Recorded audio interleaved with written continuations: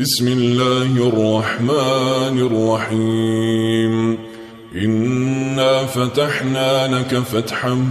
مبينا ليغفر لك الله ما تقدم من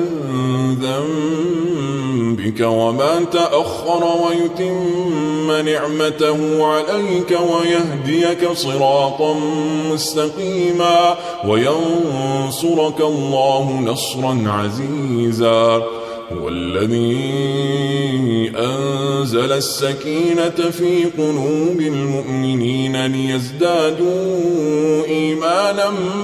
مع إيمانهم ولله جنود السماوات والأرض وكان الله عليما حكيما. ليدخل المؤمنين والمؤمنات جنات تجري من تحتها الأنهار خالدين فيها ويكفر عنهم سيئاتهم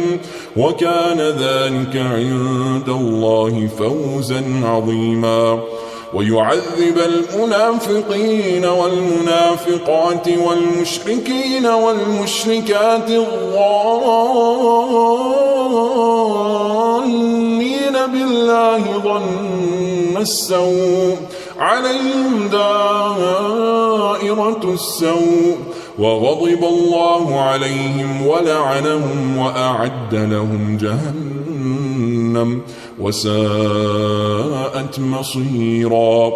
ولله جنود السماوات والأرض وكان الله عزيزا حكيما. إنا أرسلناك شاهدا ومبشرا ونذيرا لتؤمنوا بالله ورسوله وتعزروه وتوقروه وتسبحوه بكرة وأصيلا. إن الذين يبايعونك إنما يبايعون الله يد الله فوق أيديهم فمن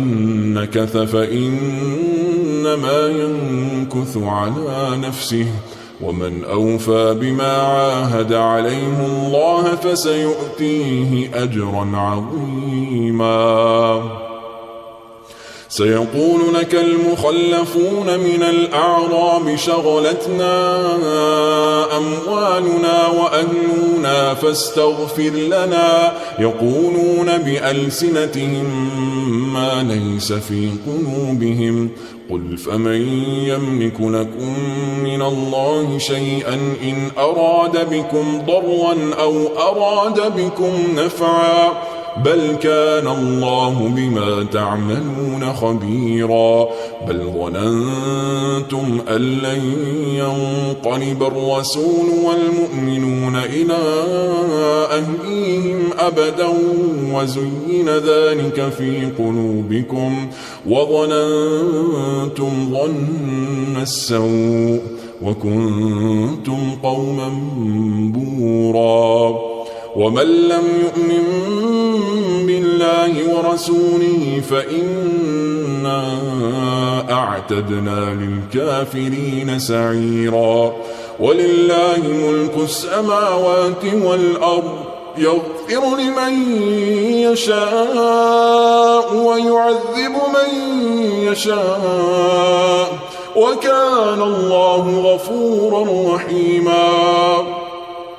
سيقول المخلفون إذا انطلقتم إلى مغانم لتأخذوها ذرونا نتبعكم يريدون أن يبدلوا كلام الله قل لن تتبعونا كذلكم قال الله من قبل فسيقولون بل تحسدوننا بل كانوا لا يفقهون إلا قليلا. قل للمخلفين من الأعراب ستدعون إلى قوم أولي بأس شديد تقاتلونهم أو يسلمون فإن تطيعوا يؤتكم الله أجرا حسنا وإن تتولوا كما توليتم من قبل يعذبكم عذابا أليما ليس على الأعمى حرج ولا على الأعرج حرج ولا على المريض حرج ومن يطع الله ورسوله يدخله جنات تجري من تحتها الأنهار ومن يتول يعذبه عذابا أليما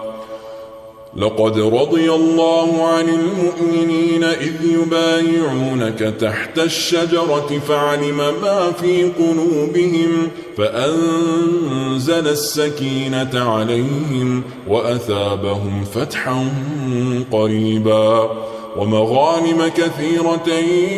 يأخذونها وكان الله عزيزا حكيما وعدكم الله مغانم كثيرة